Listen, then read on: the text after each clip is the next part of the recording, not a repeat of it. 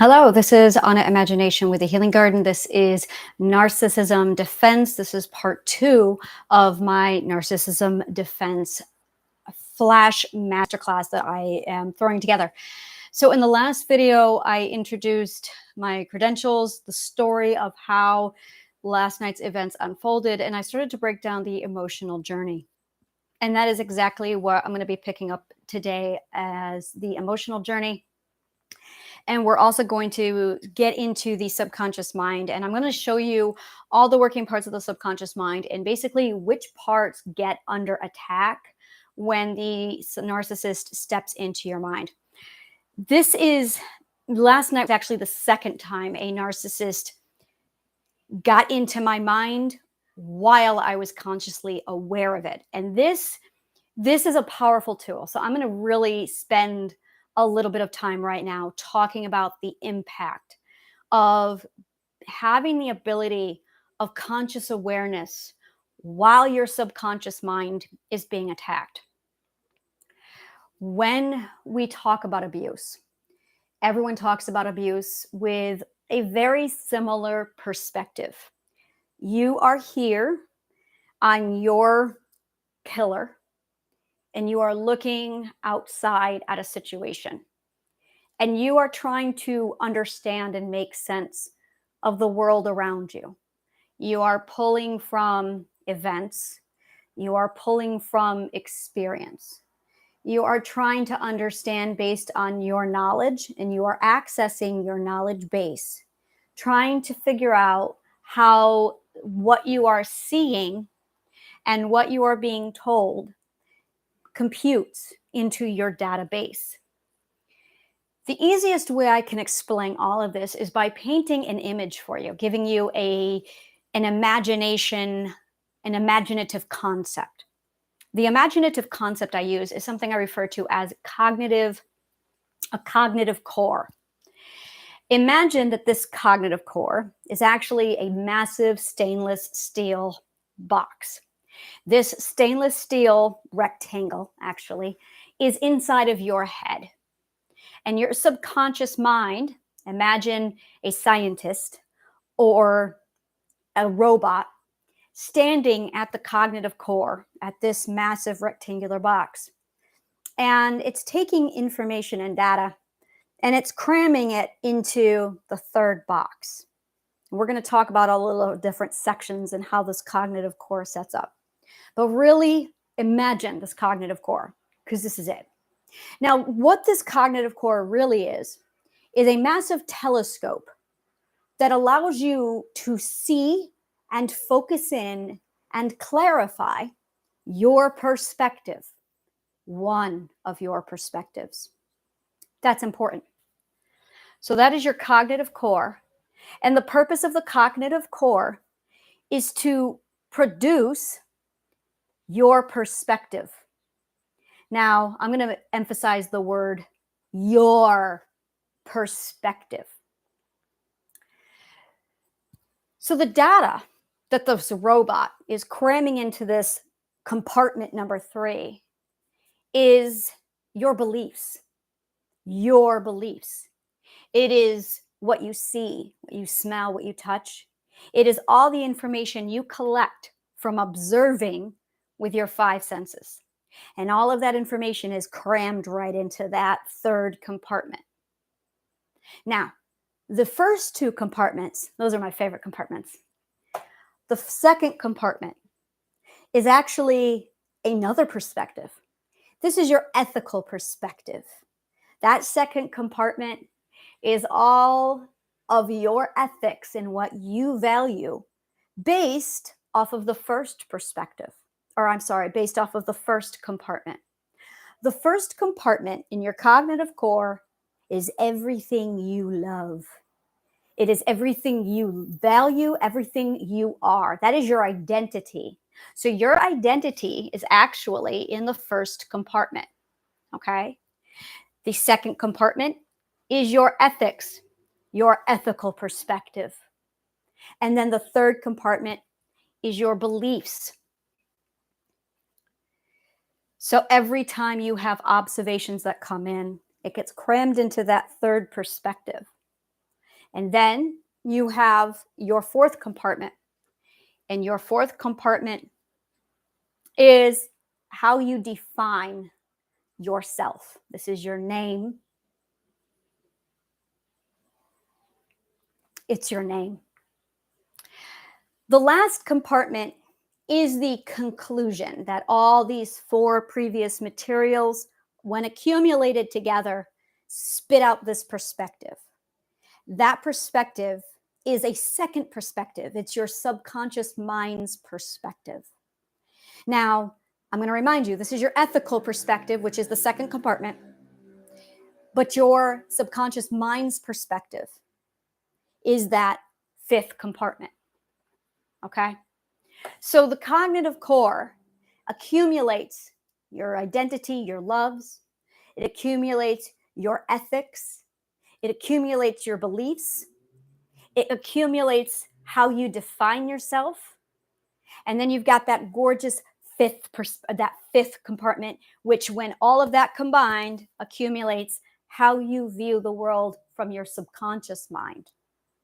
Now, this cognitive core has a defense system.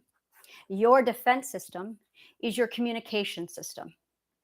It is your ability to communicate and say, don't do that. It is your ability to set a boundary, and it is your ability to enforce the boundary.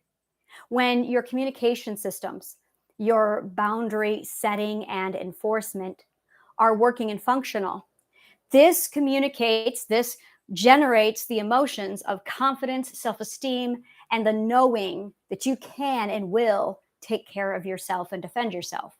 That pumps out a lot of confidence. That pumps out so much confidence because you know you are safe. And that is your defense system. And it is linked to your cognitive core and this processing. So as you go through the different processes, your defense system is constantly running to make sure all of this is maintained properly. This is what the cognitive core looks like when it's functioning in a healthy manner.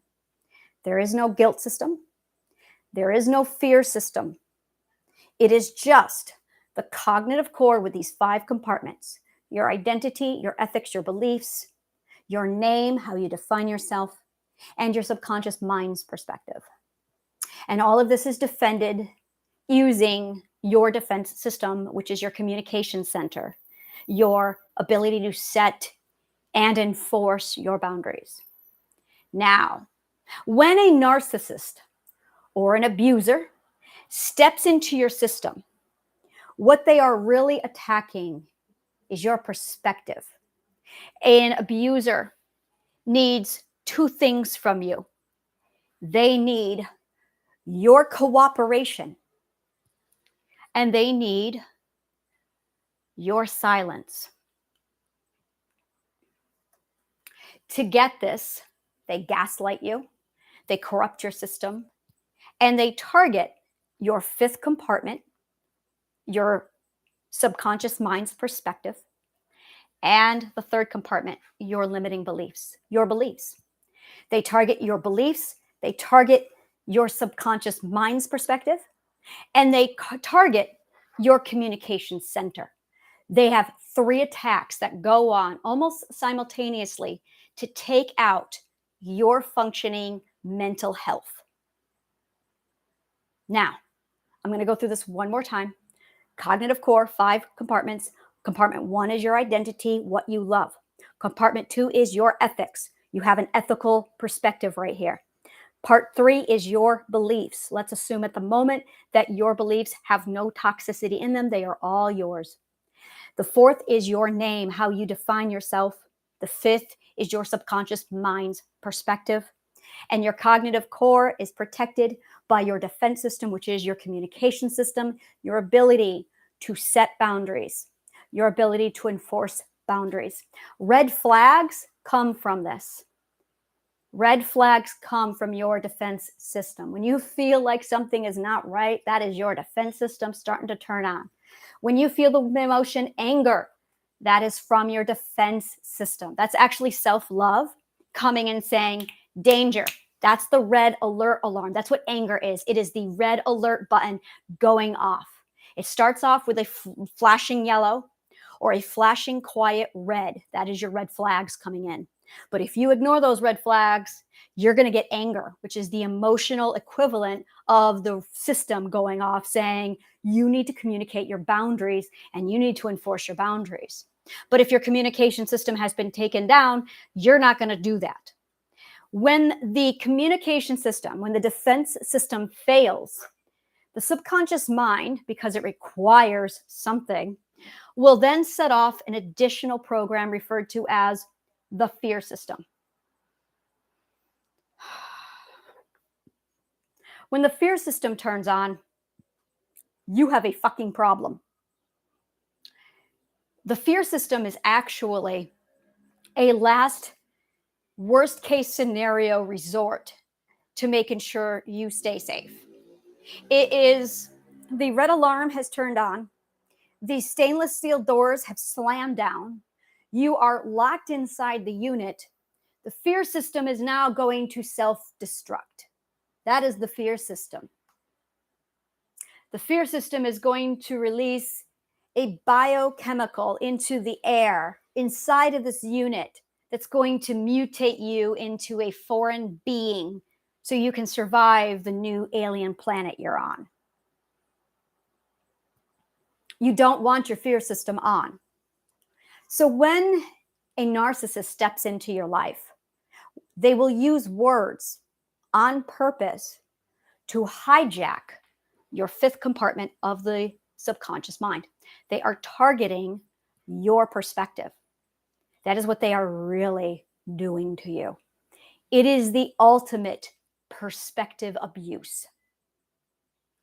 When that man said to me, "You broke my heart," he gave me a new belief that went right into my belief system. That belief went in and I went, whoa, new data has been received. I have hurt somebody. Now, I cannot handle me hurting people. I can't do it. It violates my ethics. It violates my identity. It is a huge, huge conflict of interests. When someone tells me I have hurt them, my whole system falls apart. It hits red alert and it conflicts so badly with my first and second compartment that I have the emotion confusion. I love the emotion confusion. Confusion is the first red flag that tells you somebody is attacking your system. The emotion confusion is a red flag telling you somebody is fucking with your cognitive core. The only time you feel the emotion confusion is when someone gives you an improper belief. We're going to call that a toxic belief.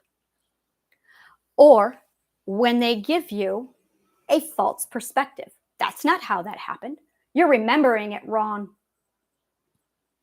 They are deliberately attacking your belief system, compartment 3, and or your perspective, compartment 5. When they do that, you now have 2 perspectives crammed inside of your cognitive core. You have your first perspective, which is a timeline equivalent to, let's call it 1988. And now you have this alternate timeline, 1955. You're my people if you get this reference.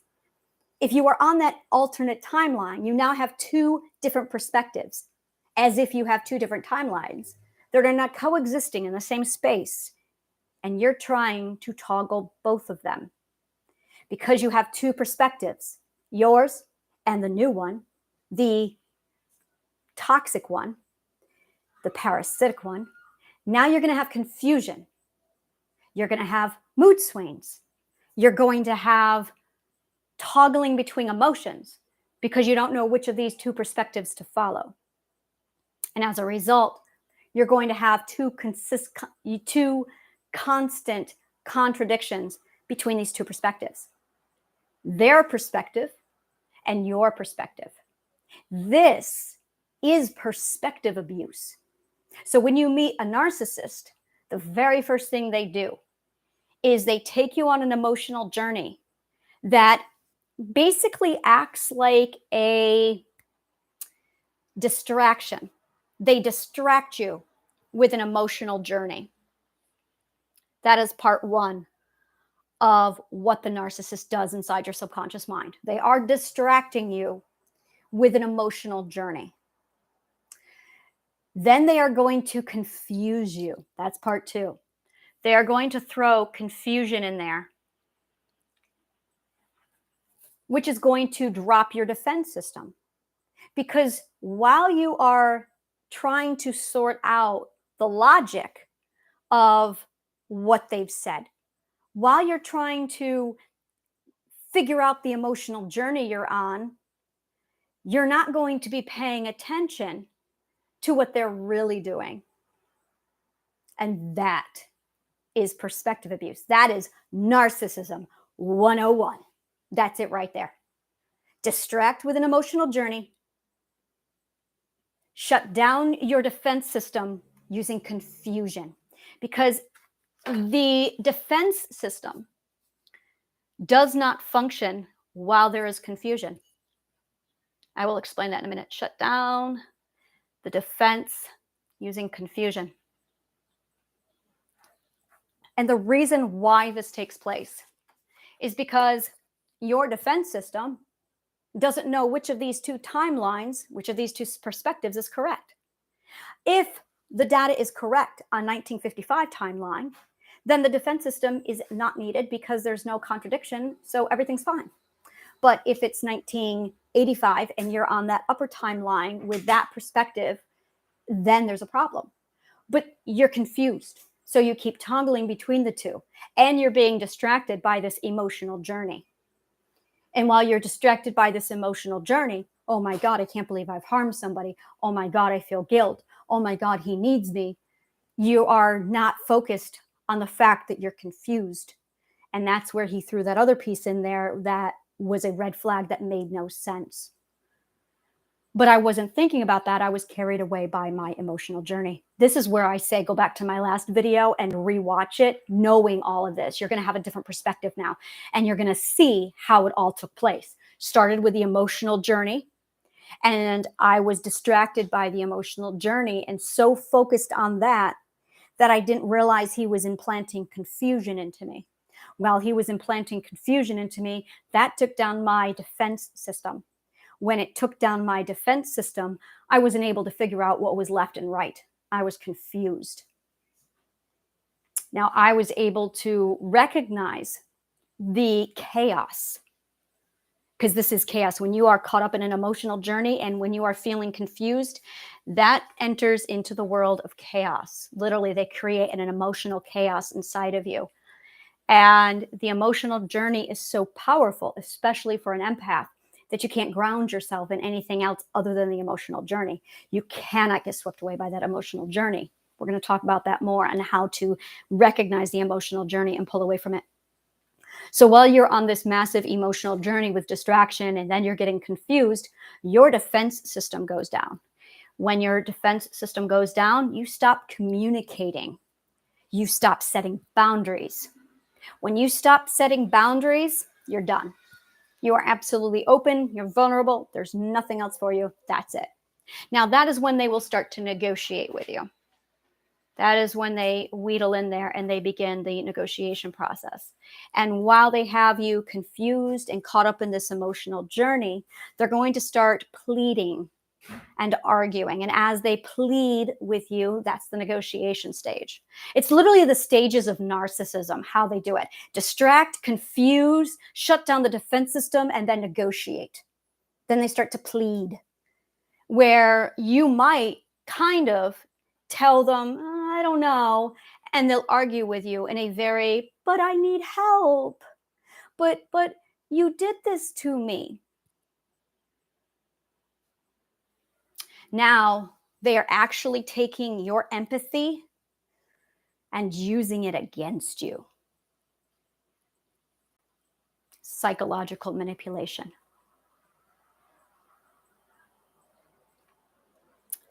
I was able to fall back to my ethics.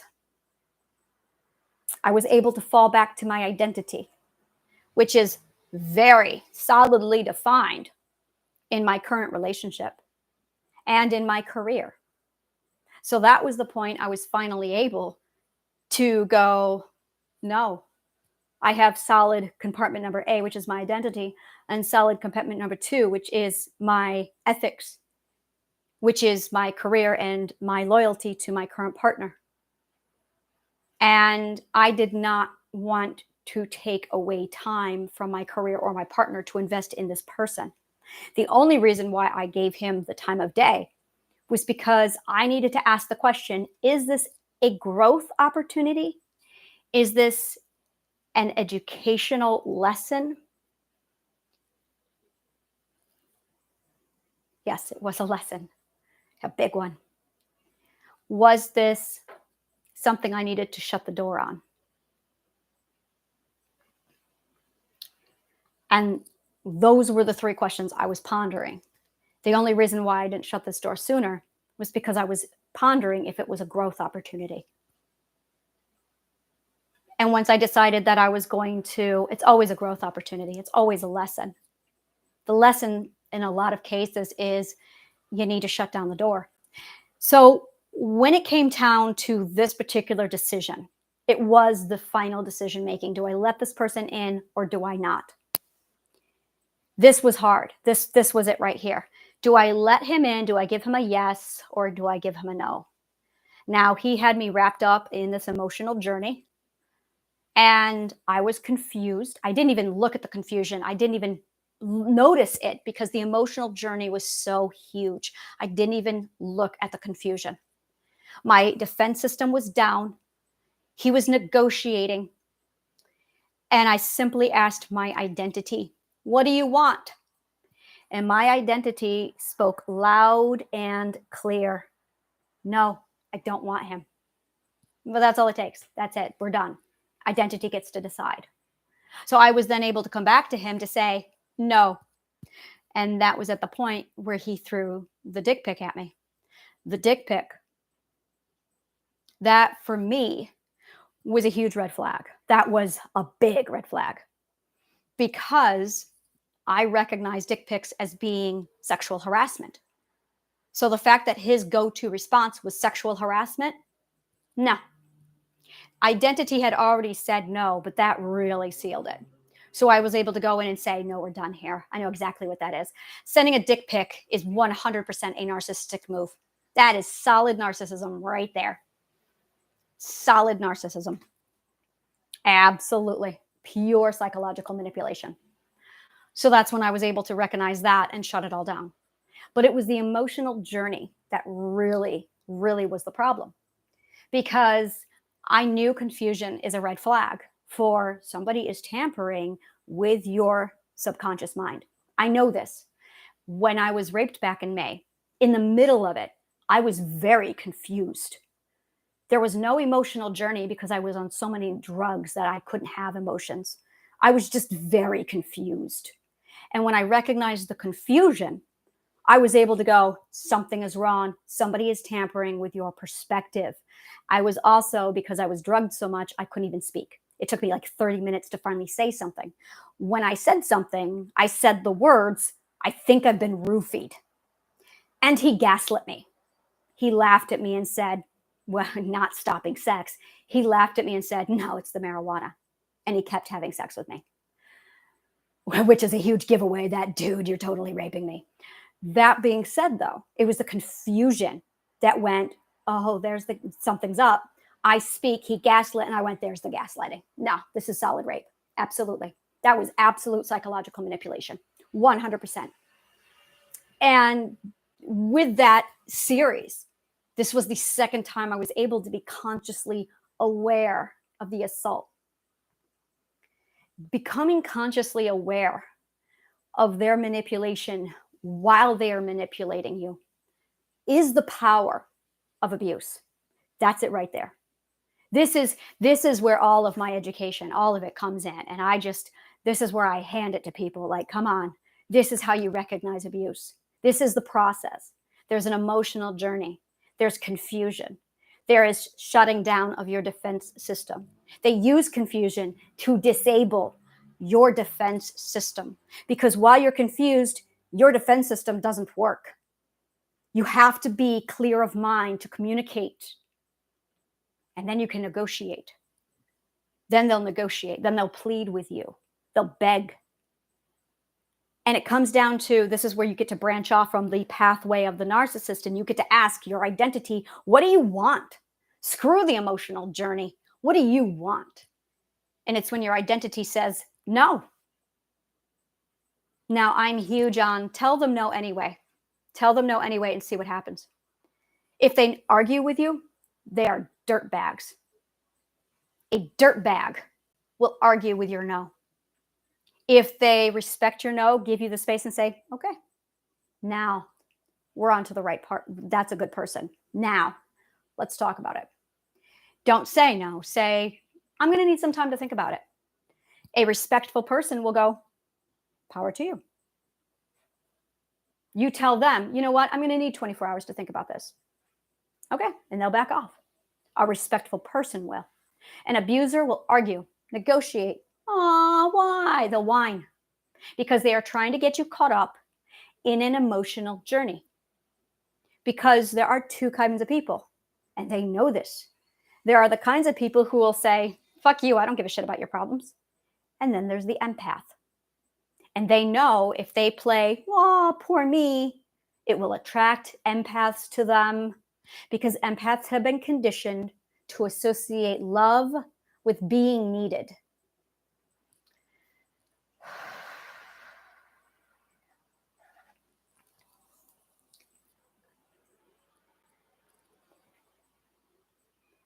Taking it all in, and I'm processing this.